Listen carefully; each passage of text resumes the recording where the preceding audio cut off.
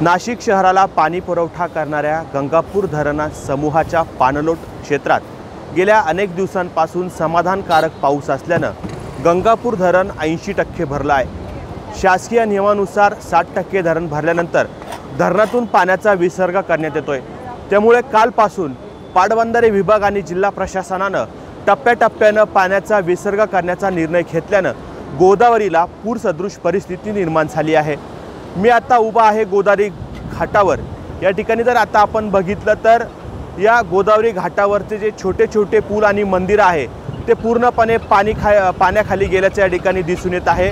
खरं तर यंदाच्या मौसमातला हा पहिलाच पूर या ठिकाणी आलेला आहे। काल दुपारपासून साधारणतः 1000 क्युसेकच्या फरकानं या ठिकाणी दुपारी 4 वाजेपर्यंत पाण्याचा विसर्ग सुरू होता। त्यामुळे गोदावरी नदीला जी आहे ती पूर परिस्थिती निर्माण झालेली आहे।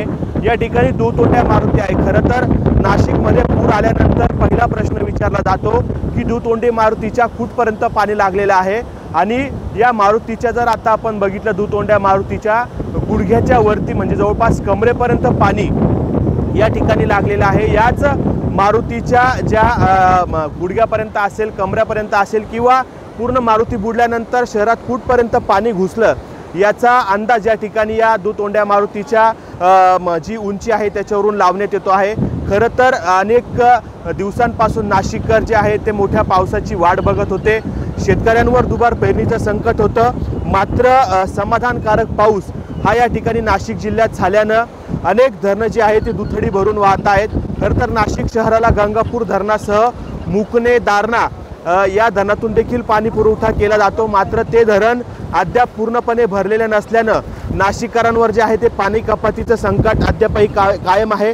15 दिवसापूर्वी जर आपण बघितलं तर 33% इतकी जी आहे पाणी साठा शिल्लक होता।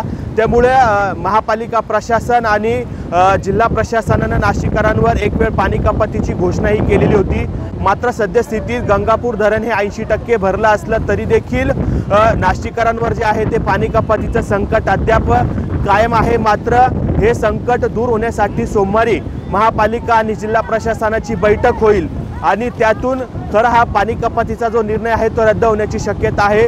एकूणच हे जे काही सर्व पाणी आहे ते पुढे नांदूर मध्यमेश्वर धरणाला मिळत असल्यानं याचा मोठा दिलासा या ठिकाणी मराठवाड्याला मिळणार आहे। कारण की आतापर्यंत नांदूर मध्यमेश्वर असेल, दारणा असेल किंवा गंगापूर धरण असेल या तिन्ही धरणांना मिळून जवळपास हजारो क्युसेक पाण्याचा विसर्ग या ठिकाणी गोदावरी पात्रात करण्यात येतो आहे।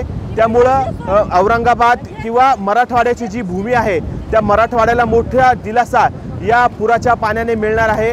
खरं तर नाशिककरांना पूर पाहण्यामध्ये मोठा इंटरेस्ट असतो। आपण जर बघितलं तर इथून जर मागची आपण जर पुराची परिस्थिती बघितली तर जसजसं पाणी वाढलं जातं तसतसं गोदावरी काठच्या गावांना सतर्कतेचा इशारा देण्यात येतो। त्याच इशारा आणि तशाच सूचना या ठिकाणी जिल्हा प्रशासन, पोलीस प्रशासन आणि महापालिकेचं अग्निशामक दल आहे यांच्या वतीनं वारंवार गोदावरी काठच्या नागरिकांना सतर्क राहण्याच्या सूचना या निमित्ताने देत आहे।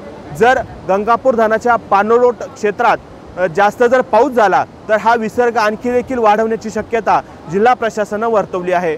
Umesh Yavankar, let's up, Nashik.